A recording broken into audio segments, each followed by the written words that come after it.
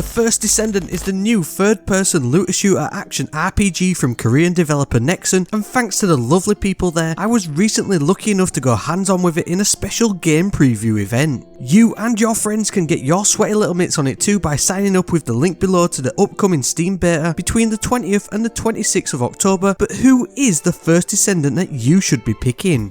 Your first pick here though is very important, as you'll be stuck with that choice until you unlock the others through progressing the story and gameplay, with the first unlockable character actually being none of these first three and is instead the rather energetic Bunny. From my early impressions, I definitely have a favourite already, but let's go through each one, looking at what each Descendant brings to the table and their playstyle. Starting with Lipic, and I've got a feeling that this one might become an early game popular choice. This is a very bombastic character and has a bunch of excellent high powered abilities that can be used to wipe out waves of enemies or deal huge burst DPS to bosses. Not only is Lepic a great early game choice, but it was also the first one to show off to have an ultimate version from my boosted playthrough account, which will undoubtedly make an excellent pick for endgame potential. All of these abilities across all characters can be leveled up to via XP by completing objectives and simply playing the game, with each level making the abilities slightly more potent. Back to the basics though, and Lepic has 4 active skills and a passive skill as standard, much like all of the Descendants do, alongside the melee and grapple hook ability. These work independently of each other and are tied to your mana ability stat bar and have differing cooldowns, but activating certain ones in specific combos will overcharge the ability, making it last longer or do more damage. The main reason why I think he'll be a popular choice is because of his passive 9 lives ability. He basically becomes immune for 5 seconds on taking fatal damage. As you can imagine, this is going to come in clutch more often than not. The full Lepic build though is set around the power stream ability. This boosts your attack by 20% for 20 seconds, and by using either your grenade or arm launcher abilities, you'll also add a burn status effect to enemies. This damage over time burn can cause huge damage, especially if you build into it with your rune mods. You've also got the traction grenade, which will instantly pull groups of enemies towards its centre, which, as you can imagine, it is just absolutely devastating with the arm launcher combo. There's some crazy build combinations you can really lean hard into, allowing you to get pretty much infinite uptime of the maxed out arm launcher burning blast, but we'll leave that one for another day.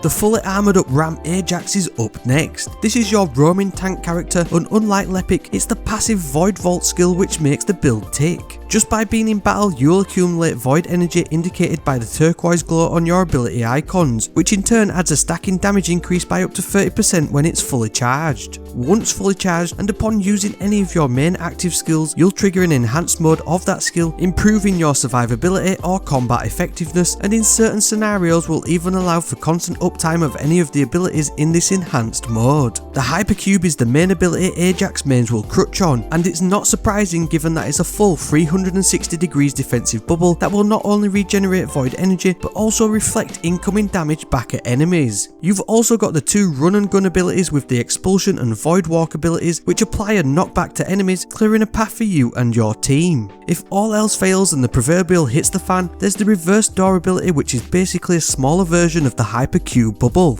Ajax is clearly a must-have for those of you who love the W key and the shotgun, of which there's also some excellent choices. Lastly, and to be honest, my early game favourite, Viessa. She's basically your glass tank, having both that down in the trenches feel offered by Ajax and the mass add clear potential of Lepic, perfect for you to have enemies at your mercy or to set them up for destruction. Viessa is the queen of freeze, and this is the main focus of her playstyle. All of her abilities inflict Ice Shackle, which has 4 stages, each one applying a stacking decrease to your enemy's speed until they're frozen solid at stage 4 of Ice Shackle. This ability really comes into its own though with the passive Ice Spear, which is triggered as soon as one enemy is inflicted with stage 2 of the Ice Shackle. This creates an Ice Spear that circles around you and attacks nearby enemies, and automatically increases the Ice Shackle freeze by 2 stages. With rapid cooldown abilities like Ice Wave and Ice Beam easily able to trigger Ice Shackle on larger enemies, you'll be able to get a spear active in no time. These then come in handy when using the Frost Fog ability to deal with rushing close quarters enemies, or to instantly boost the potency and explosive damage of the Blizzard ability, which deals huge damage to any enemy stuck inside it. Combined with a high mana stat or cooldown affecting rune mod and some high impact weapons, Viessa might just freeze your heart too.